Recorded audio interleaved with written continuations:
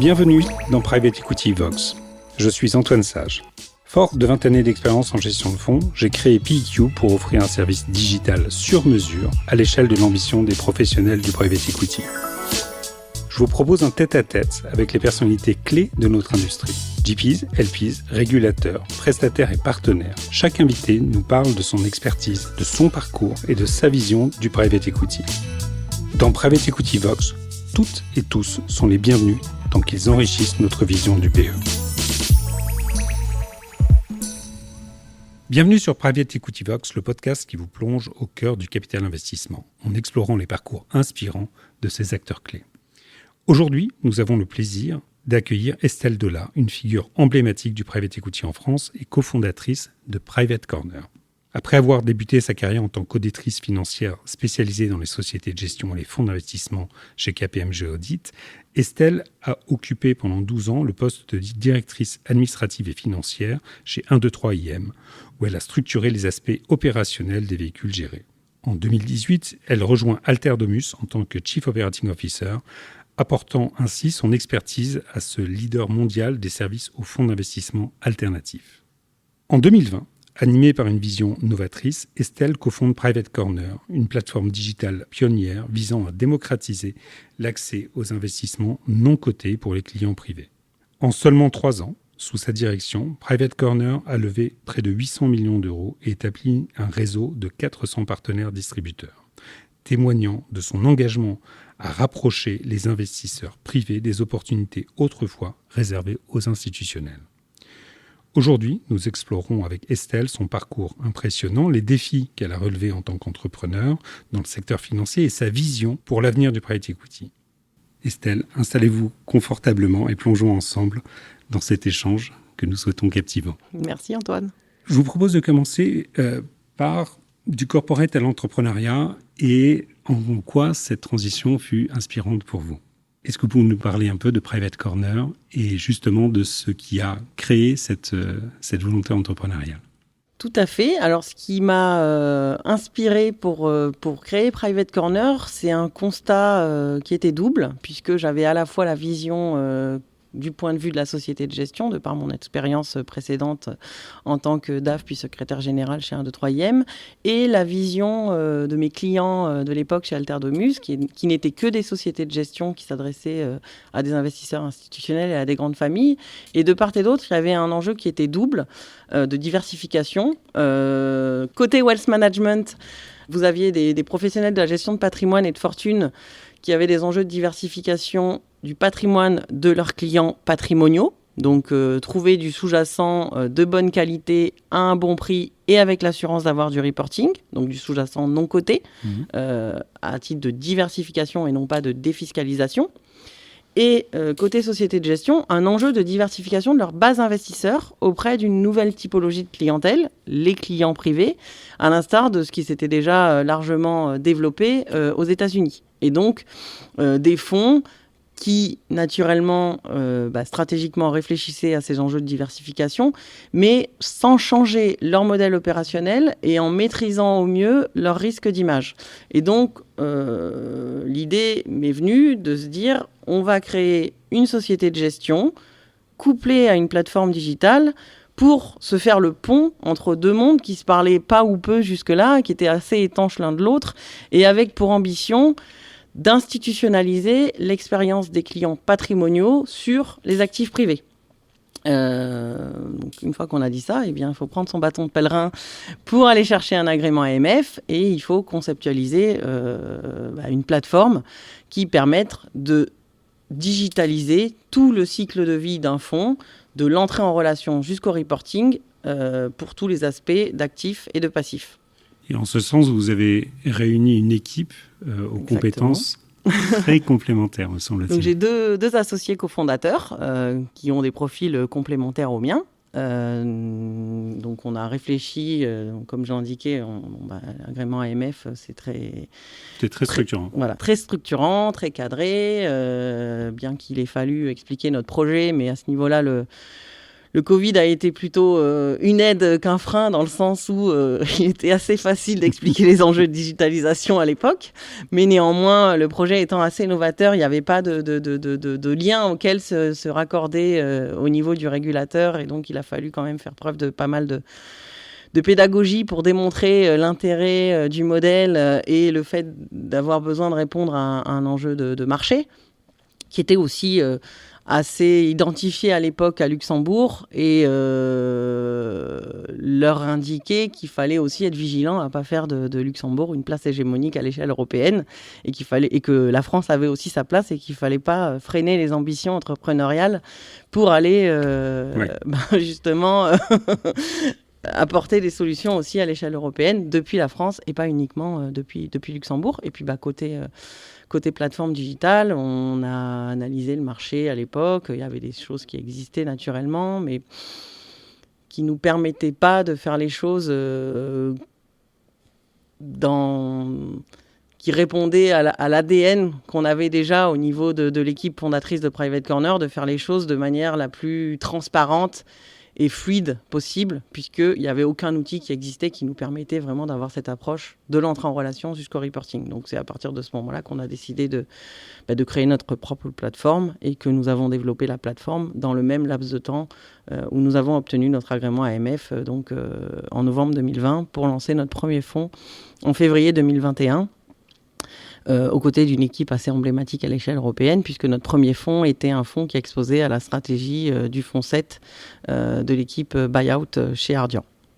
Et alors justement, la digitalisation du private equity, est-ce que selon vous, c'est une révolution qui est en marche, ou nous sommes encore dans un environnement, et je parle encore une fois de toute la chaîne de valeur, ou sommes-nous encore dans un environnement très artisanal ?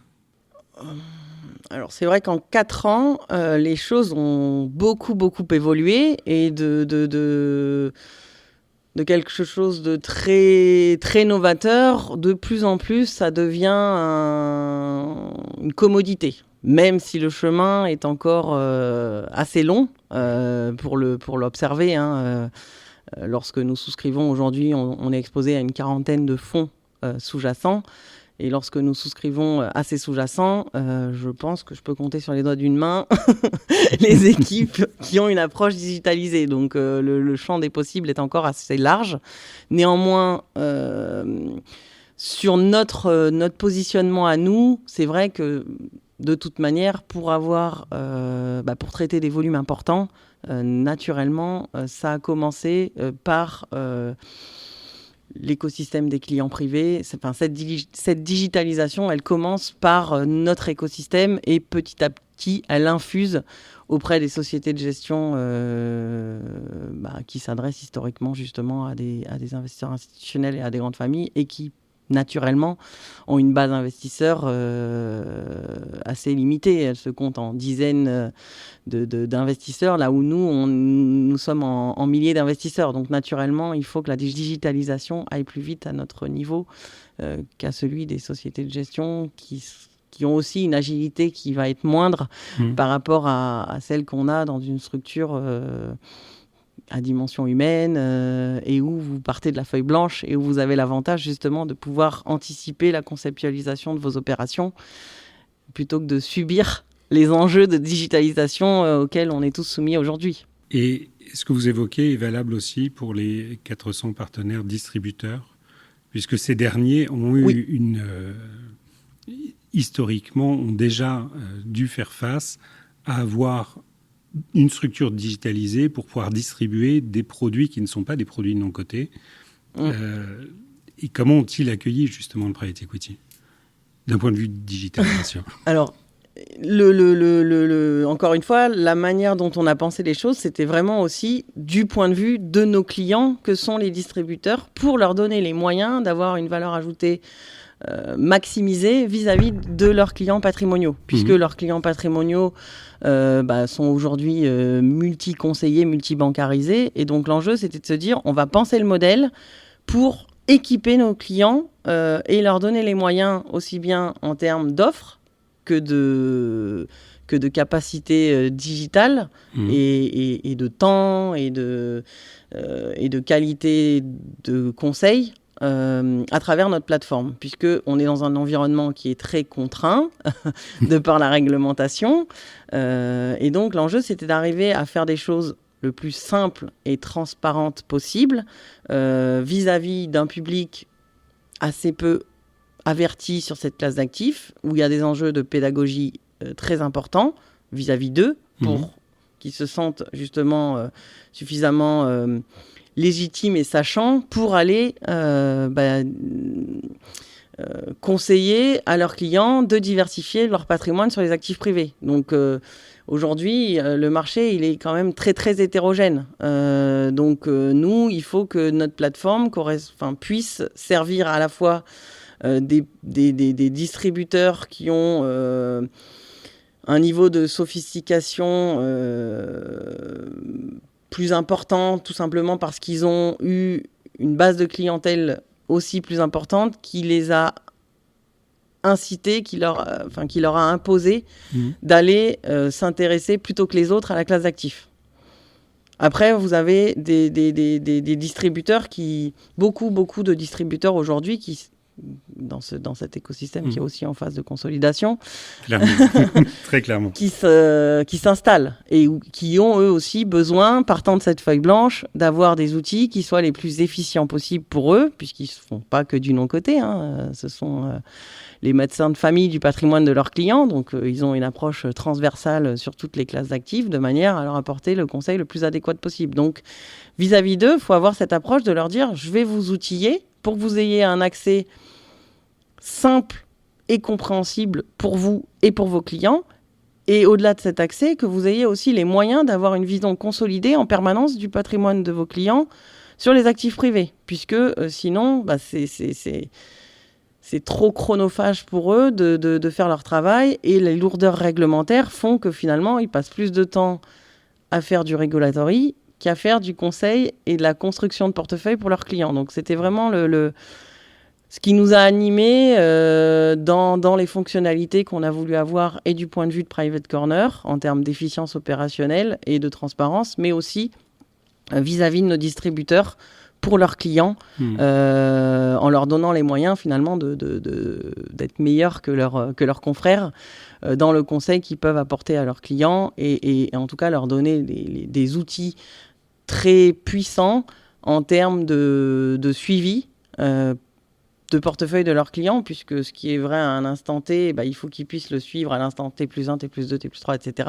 Et que ça reste en adéquation avec la volonté de leurs clients. Mais c'est très exigeant pour le non-coté, parce que le non-coté, à ce moment-là, se retrouve confronté au niveau de sophistication ou d'avancée de ces autres produits présentés par les distributeurs. C'est la difficulté principale que l'on constate aujourd'hui. Parce que c'est vrai qu'il y a 4 ans, il y avait une offre qui était quasi inexistante. Donc naturellement, vous aviez assez peu de voix qui portaient la classe d'actifs auprès des wealth managers. Aujourd'hui, il y a beaucoup d'initiatives, et c'est très bien. Mais pour autant, tous les interlocuteurs ne sont pas encore capables d'avoir une granularité d'analyse suffisante pour faire la part des choses et bien analyser les enjeux et les impacts d'une structuration X, Y ou Z ensuite par rapport au patrimoine de leurs clients. Donc c'est vrai que on a vu l'année dernière qu'on était, il nous a semblé en tout cas qu'on avait atteint un peu comme une période de transition ou de digestion assez saine d'ailleurs, de nos interlocuteurs, pour prendre le temps de faire un pas de côté et de bien analyser justement les caractéristiques et les incidences de la façon dont sont structurés les fonds, et des sociétés de gestion aussi auxquelles on les expose, puisqu'évidemment ils sont d'une offre quasi équivalente à zéro. Aujourd'hui, il y a presque un choc d'offres pour eux. Et donc, tout le monde leur explique que ce qu'ils font, c'est ce qu'il y a de mieux. Donc, évidemment, il faut être capable ensuite de distinguer le vrai du faux, et en tout cas de conseiller ses clients pour que, justement, le conseil soit en adéquation avec le profil de risque-rendement du client et avec ces enjeux de diversification. Et c'est vraiment là la difficulté qu'on voit aujourd'hui, c'est de donner les grilles de lecture. On passe plus de temps, au-delà de, évidemment, toujours donner de la transparence par des supports à la fois vidéo, courts, longs, on va en parler, des rendez-vous, etc. Mais on passe beaucoup de temps à leur expliquer comment comprendre, comment lire un règlement, comment comprendre vraiment les tenants et les aboutissants de la manière dont sont structurés les fonds en termes ensuite de perspectives de rendement pour leurs clients. Puisqu'évidemment, le sous-jacent a des performances X, Y ou Z qui peuvent être discutables parfois, puisque ça aussi on l'observe. On observe vraiment aujourd'hui une différence entre des sociétés de gestion qui vont vers les clients privés pour des raisons stratégiques de diversification, et des sociétés de gestion qui vont vers le client privé parce qu'elles ne lèvent plus auprès des investisseurs institutionnels. Donc en fait, la diversification, elle se fait pour de bonnes et pour de mauvaises raisons. Et donc ça, il faut bien l'avoir en tête aussi si on veut éviter,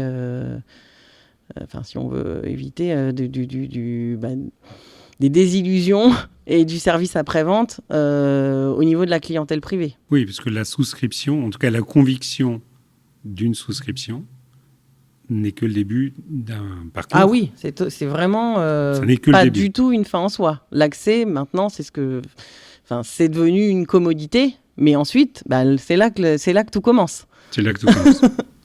Et ça dure. Exactement. Et ça dure longtemps. Et de la même manière, le temps peut paraître souvent un frein à la diversification du patrimoine des clients privés sur nos côtés.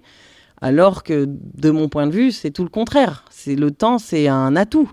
Et c'est aussi pour ça que nous adressons à une clientèle patrimoniale, tout simplement parce qu'on ne peut pas faire du non-coté pour des clients patrimoniaux comme on fait du non-coté pour des clients retail. Est-ce qu'on peut faire une petite pause sur ce sujet ? Parce que vous avez un angle tout à fait particulier, en ce sens que, vous êtes société de gestion, et ça, c'est un engagement très important. Et le deuxième, c'est que vous avez un seuil d'accès, qui est un seuil d'accès très distinctif. Oui, qui est assez élevé, mais c'est réglementaire. Nous adressons à des clients donc avertis et les souscriptions à nos fonds est accessible à partir de 100 000 €, même si le règlement général de l'AMF prévoit quelques exceptions. La règle, ça reste 100 000 € d'accès qui sont appelés de manière progressive sur la période d'investissement des fonds sous-jacents, puisque à notre niveau, on réplique en tout point le cycle de vie des fonds sous-jacents. C'est-à-dire que nous appelons au même rythme où nous sommes appelés par les fonds sous-jacents et nous restituons les sommes aux investisseurs au même rythme où les fonds cristallisent la valeur chez eux et la redistribuent à notre niveau, puisque nous sommes ni plus ni moins qu'un investisseur institutionnel parmi d'autres au niveau des bas investisseurs des fonds auxquels on permet d'accéder à nos clients finaux qui sont les clients de nos distributeurs. D'accord. Et justement, en ce qui concerne ces enjeux réglementaires, selon vous, vous avez évoqué des freins, mais aussi des opportunités. Est-ce qu'on peut en parler un petit instant ?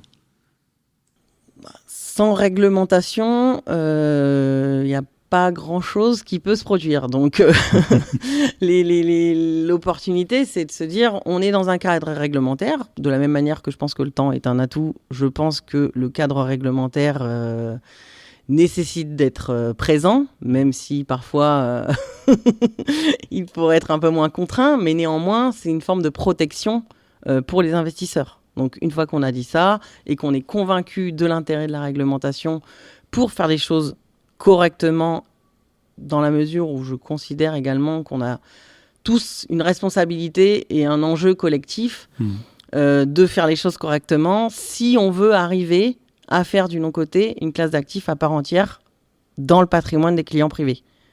Donc, partant de ce principe-là, on ne peut pas faire n'importe quoi, n'importe comment, parce que là, pour le coup, le temps peut devenir un ennemi, parce que ça finira par se voir, et les clients privés ne voudront pas continuer à diversifier leur patrimoine sur les actifs privés. Donc, il faut vraiment expliquer correctement à la fois les performances et le positionnement du fonds sous-jacent, mais aussi les tenants et les aboutissants de la structuration du fonds dans lequel on est en train de faire souscrire son client.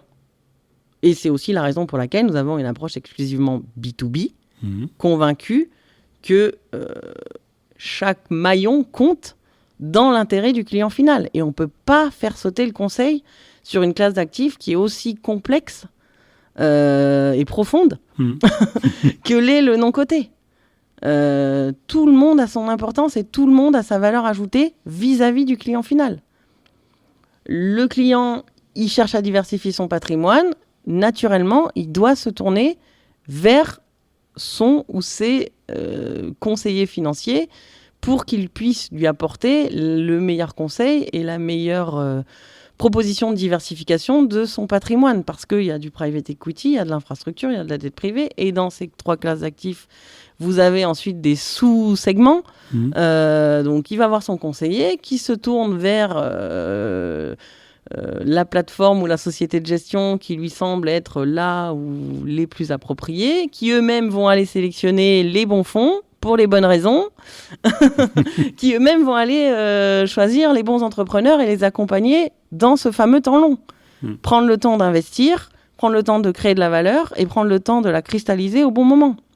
Et justement, ce qui fait la force de ces gérants qui, à travers des cycles haussiers ou baissiers, ont su démontrer leur capacité à délivrer des performances de premier plan, c'est qu'ils sont capables de justement savoir quand c'est le bon moment d'investir, quand c'est le bon moment de vendre, et s'ils doivent garder une ligne en portefeuille plus longtemps que prévu pour vraiment délivrer la performance, il ne faut pas avoir de contrainte de rendre la liquidité, ou d'investir trop vite, ou de céder trop vite. Enfin, ce sont les principes fondateurs du fonctionnement de notre classe d'actifs. Donc, on ne peut pas demander à des gérants de déployer quoi qu'il en coûte, de céder si ce n'est pas le bon moment de céder, enfin, etc. Alors, certains ont une approche plus synthétique, en définitive, vont évoquer des questions de liquidité, d'organiser la liquidité, d'avoir en effet un appel à front où l'ensemble de la souscription est appelé immédiatement, ce qui pose la question de ce que devient cet argent et de l'impact en termes de performance, de la difficulté de certains investisseurs à comprendre et à appréhender ce qu'est la courant J, qui est une particularité de cette classe d'actifs aussi. Votre approche est justement de donner accès à un produit institutionnel avec des caractéristiques institutionnelles. Et de répliquer cette expérience pour restituer la majeure partie de la performance créée par le fonds sous-jacent et avoir un écart très très faible du fait de notre modèle opérationnel d'une part, mais aussi du fait de notre modèle économique. Puisque la digitalisation nous permettant de catalyser l'humain et au niveau de Private Corner et au niveau de nos distributeurs, tout le monde avec des marges cohérentes peut préserver sa rentabilité et servir son client correctement à tous les points de vue. Alors justement, certains parlent de démocratisation et il me semble que nous sommes d'accord sur l'usage de ce terme et on va pouvoir en parler. Est-ce que cela correspond réellement à une accessibilité pour des investisseurs privés à cette classe d'actifs du non-coté ? Alors, ce qui est bien dans le fait que beaucoup de gens en parlent, c'est que ça amène l'auditoire à s'intéresser à la classe d'actifs. Ouais. Donc ensuite, la difficulté, elle est dans le fait d'être capable de faire la part des choses entre les différentes informations auxquelles on peut avoir accès. Donc nous, c'est vrai que dans notre ADN et dans notre approche, la volonté n'a jamais été de vouloir surfer sur la vague de la démocratisation. Je pense que justement... On peut parler de ce terme. On peut. Nous, on préfère...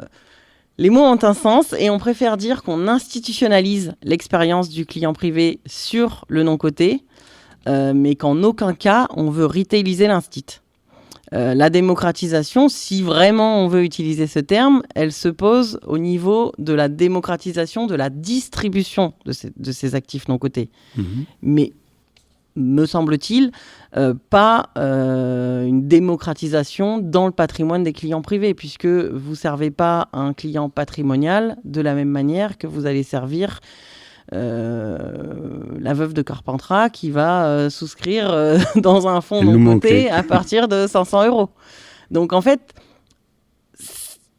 l'idée n'est pas d'opposer deux modèles. L'idée est vraiment de se dire il y a deux modèles qui coexistent et ils ne vont pas servir les besoins et les attentes du même public. Donc naturellement, on ne va pas pouvoir faire les choses de la même manière. Nous, notre volonté, c'est de le faire dans l'épure d'un modèle institutionnel de manière à préserver la création de valeur qui est faite au niveau des sous-jacents pour la restituer à ses clients patrimoniaux. Après, évidemment, dès lors que vous arrivez sur une clientèle plus retail, eh bien, vous êtes obligé de faire les choses différemment. Mais il est important d'expliquer que ce genre de structuration et ce genre de fonctionnement fait que forcément, vous êtes contraint, et il faut en avoir conscience, c'est au prix de certains points de performance. Donc, vous allez évidemment avoir des rendements peut-être pas loin de 10% l'an, mais je pense qu'ils seront plutôt à un chiffre qu'à deux chiffres. Mais il faut simplement l'expliquer pour éviter toute déconvenue ensuite. Alors que parfois, on a le sentiment, de notre point de vue de puriste, qu'on nous vend beaucoup les performances du sous-jacent en oubliant d'expliquer justement l'empilement de frais, le fait qu'il y ait du caride ou pas, le fait qu'il y ait un rendement prioritaire ou pas. La compréhension du waterfall est ça demande... Même chez certaines équipes auprès desquelles on pourrait penser que tout est intégré. Il y a vraiment cette décomposition à faire.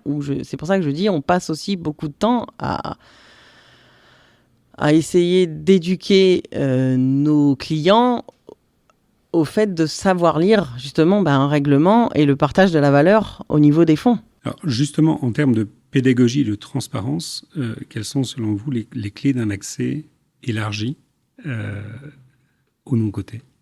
La première des choses, vraiment, c'est la qualité de l'équipe de gestion du fonds sous-jacent et le fait qu'elle accepte ou qu'elle ait la volonté stratégique d'aller vers les clients privés pour justement élargir sa base investisseur et participer de manière vertueuse à la diversification du patrimoine des clients privés. Comme je le disais tout à l'heure, on observe de plus en plus un remplacement finalement des LP institutionnels des investisseurs institutionnels qui les ont abandonnés et où donc ils essayent de renouveler leur base d'investisseurs auprès de la clientèle privée. Donc la première des choses, c'est vraiment de documenter et de s'assurer que les équipes de gestion auxquelles on donne accès sont les bonnes équipes. Et c'est vraiment la difficulté principale aujourd'hui, c'est de distinguer le bon grain de livret. Une fois qu'on a alors justement, on fait comment ça? Parce que j'entends très bien ce point. C'est vraiment la raison, ce que j'expliquais tout à l'heure, c'est ne pas briser la chaîne de création de valeur. Chaque maillon compte et il faut avoir une approche professionnelle à tous les niveaux de la chaîne. Déjà, ça, du point de vue de l'investisseur, c'est rassurant. Ça permet d'avoir un bon équilibre rendement-risque. La classe d'actifs, elle est par nature risquée, mais vous avez, si on doit schématiser, un risque brut qui, si justement on s'attelle à avoir une approche très professionnelle au niveau de tous les maillons de la chaîne, eh bien le risque net à la fin, il est nettement moindre. Vous maximisez vos chances de profit. Il n'empêche que la classe d'actifs reste risquée. On est dans un environnement réglementé où on doit catégoriser les véhicules selon des critères bien précis sur une échelle de 1 à 7. Néanmoins, votre risque net, il est bien mieux maîtrisé quand vous avez une approche professionnelle. Vous vous faites accompagner, vous allez documenter, vous travaillez avec une équipe éprouvée qui vous donne de la transparence, de l'information régulière et qui vous propose ces véhicules avec une approche institutionnelle. Et justement, en termes de frais également. Ouais, et en termes de frais. Et justement, concernant ces GP, parce que en effet, certains réalisent aujourd'hui que le grippage des pays sur ce marché, donc le moindre retour d'argent, bloque partiellement les réallocations, les nouvelles allocations d'investisseurs institutionnels. Donc en effet, ça crée une béance, qui nous l'espérons est temporaire, il semblerait que ce soit le cas, et qui fait qu'une clientèle privée est complètement la bienvenue dans ce cadre-là. Et donc, ce que vous évoquez, c'est qu'il y a deux approches. Il y a une approche extrêmement cynique de se dire « j'en ai absolument besoin, donc je le fais, mais je ne change rien chez moi ». Ou au contraire, c'est stratégique. Et justement, cette question du stratégique, qu'est-ce que cela entraîne en termes d'organisation pour un GP, puisque votre offre est aussi de dire « nous ne sommes Private Corner qu'un investisseur institutionnel supplémentaire chez vous ». En fait, la difficulté aussi, c'est qu'on a toujours tendance à nous parler de moyenne. Et non mais et les moyennes, elles veulent pas dire grand-chose. De la même manière, on fait beaucoup de généralités, mais en fait, il y a toujours des exceptions aux généralités. Et certes, il y a l'environnement s'est largement complexifié ces 18-24 derniers mois. Néanmoins, il y a des équipes qui continuent de lever. Certes, ça prend plus de temps, mais elles continuent de maintenir les équilibres au sein de leur base investisseurs et à se développer auprès des clients privés de manière intermédiaire via des plateformes comme Private Corner, par exemple. Elles continuent à investir, à faire du build-up, profiter justement de ces temps de crise pour aller consolider certains marchés et à cristalliser la valeur, soit dans des fonds plus gros qu'eux, soit auprès d'industriels, ou encore sur un marché qui est en train de se développer aussi, qui est le marché du secondaire et des fonds de continuation. Oui. Là, encore une fois, il y a des fonds de continuation qui sont là pour de bonnes raisons et avec une approche très professionnelle et une préservation d'un principe fort d'alignement d'intérêts, et d'autres qui le font un peu comme une lessiveuse. Ça souligne encore le fait d'avoir une approche professionnelle pour justement avoir ces éclairages-là. Parce qu'il y a tellement de facteurs à maîtriser et à contrôler chacun va avoir sa valeur ajoutée dans cette analyse. Toujours dans l'intérêt du client final. Alors que si vous n'êtes pas accompagné, si vous n'êtes pas sachant, forcément, même avec la meilleure des volontés, vous allez omettre certaines zones dans votre analyse. Et vous ne comprendrez que les incidences de vos choix trop tard. Sans aucune liquidité, voilà. Et avec un mandat donné, ferme et définitif. C'est le risque principal, finalement. Et justement, pensez-vous que nous allons vers un nouvel équilibre, ou la constitution d'un équilibre entre investisseurs institutionnels et investisseurs particuliers dans le cadre du non-coté?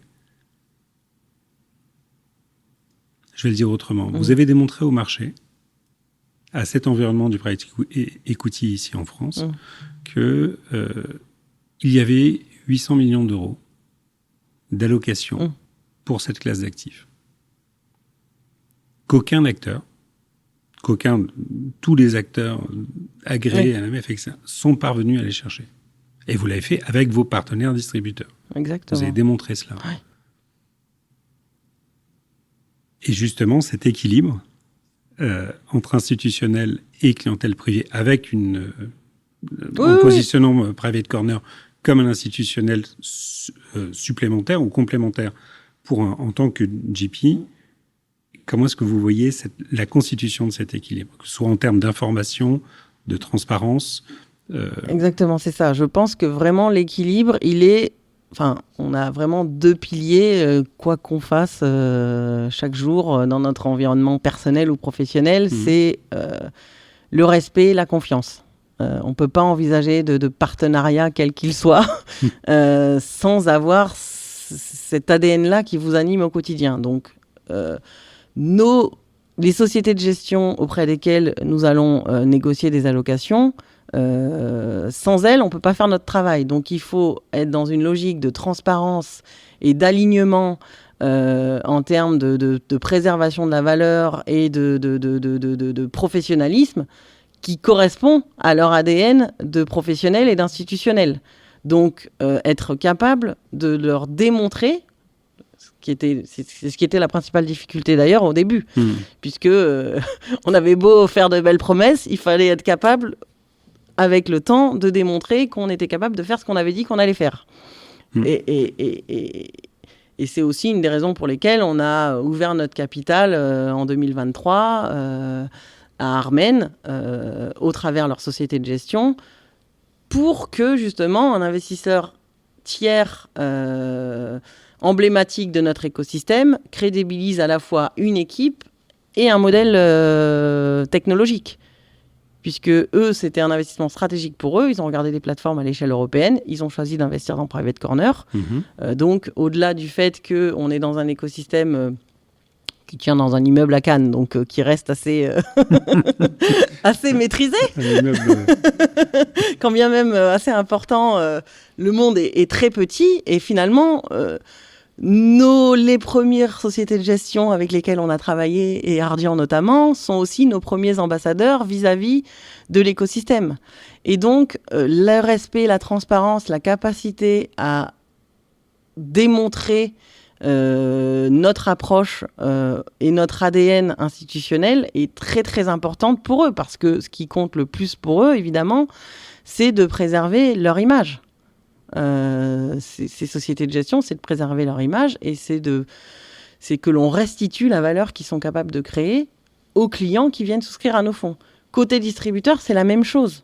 Leur bien le plus précieux, c'est leurs clients.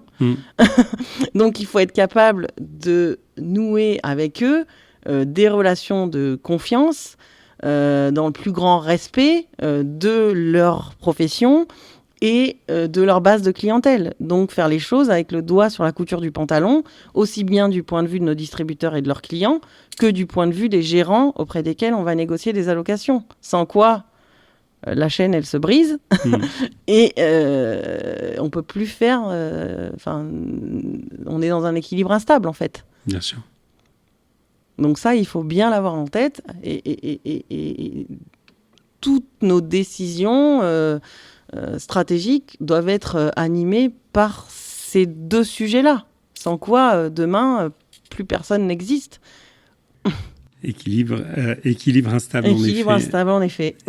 Estelle, qu'est-ce que nous vous souhaitons et qu'est-ce que nous pouvons souhaiter à Private Corner pour 2025 ? Est-ce que vous voyez des enjeux, des points de passage absolument incontournables ? Alors nous, chez Private Corner, donc avec notre équipe qui est aujourd'hui constituée de 12 personnes, on s'attache à s'imposer comme un leader sur notre marché domestique. Je pense que petit à petit, on arrive à le démontrer. Et justement, le côté vertueux de l'écosystème fait que nos clients et les sociétés de gestion auxquelles on s'adresse sont nos premiers ambassadeurs.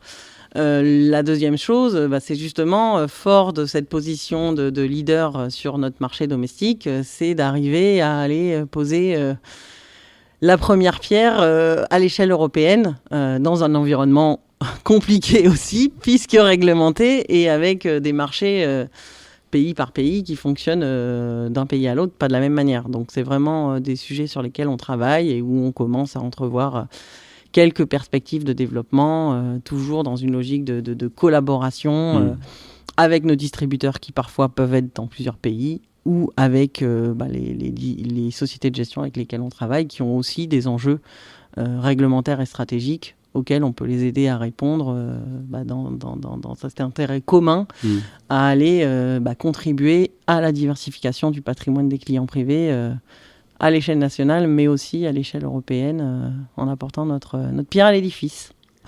C'est tout ce que nous vous souhaitons. Estelle, merci beaucoup, Antoine. Excellente journée. Merci d'avoir écouté Private Equity Vox. Si cet épisode vous a plu, n'hésitez pas à le partager sur vos réseaux, à vous abonner et à nous mettre un gentil commentaire. Je suis Antoine Sage et je vous donne rendez-vous au prochain épisode de Private Equity Vox pour un nouveau tête-à-tête avec un acteur clé du Private Equity.